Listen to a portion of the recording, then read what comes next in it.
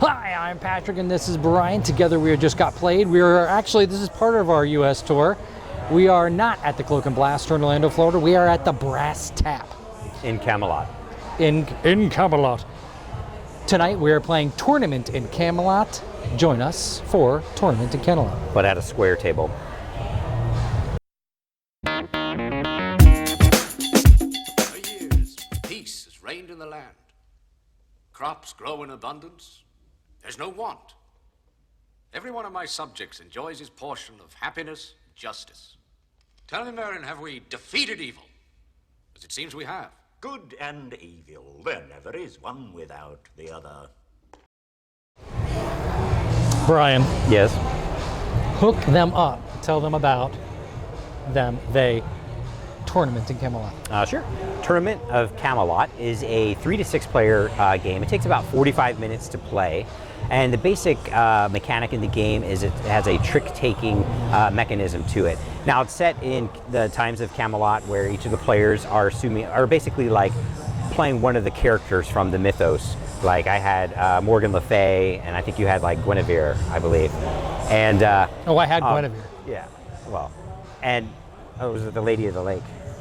Will you tell people about the game? Each of the players is given two different cards, one of which is called the protagonist, and gives them a special ability, which they can use during the trick-taking game.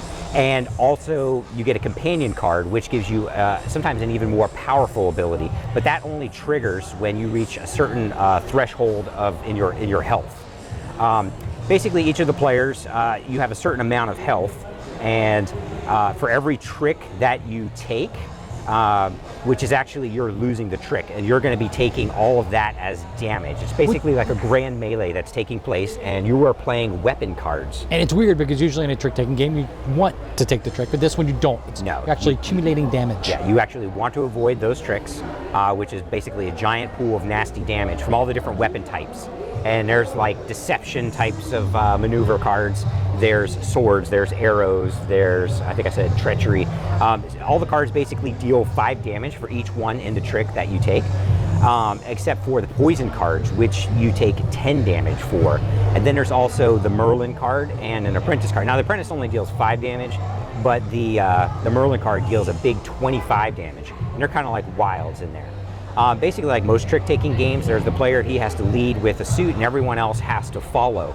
And whoever has the lowest number is going to end up taking all of that damage and losing it. But they lost and they're forced to take the trick and take all of that damage.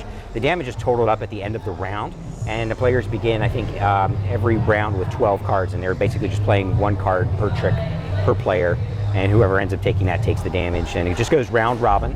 Until the end of the first round is up, which players take their damage, then they adjust on their cards.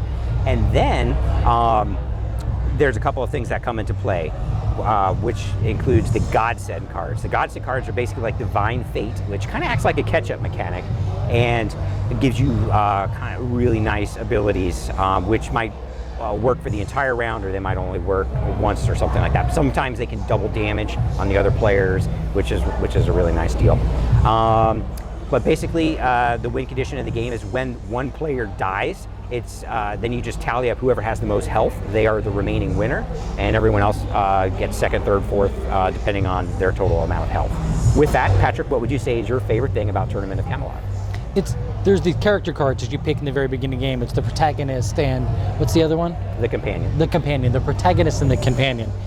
That's going to set the mood and the pace for your particular game. So you're going to set up your strategy based on those in the very beginning part of the game. I absolutely love it. I love when you are assigned a character in a game. It makes it more immersive for me. And if there's one thing that you had to choose that you liked the most, and I know you and everyone else who played with liked the game a lot, but if you had to pick one thing you liked, it's just the variation on the trick-taking thing. It's like the different things that set it apart. You've got the protagonist and the companion card. You have the Godsend cards that are in there. You have like a 5th suit, so you've got like your basic weapon, your 4 suits of your kind of weapons, but then you also have the alchemy cards, which are kind of like act like these wild cards, which you could draw, and then plus you got the Merlin cards, which are like the super wild cards, which you can like foil there whenever they're leading stuff. So there's just all these different like nuances, which add a whole secondary layer of strategy to the game. Is my favorite thing. I mean, the very structure of the game is very cool, and it's different than most trick-taking games. I'm surprised you took that over the Godsend cards, because those are such radical abilities that take place in the game, and kind of a built-in catch-up mechanic. Really cool. Yeah, very cool. And one of the coolest part about those is sometimes you only get one card, but sometimes you end up getting a lot more. Unfortunately, like for every 100 points deficit in health from the next player, it's like you get an extra Godsend card. So you know, it feels good to get. It's both good and bad, because if you're getting them, you're losing. But your next round's going to be much better. It's the coolest catch-up mechanism that I've ever seen in a card game. I have to say.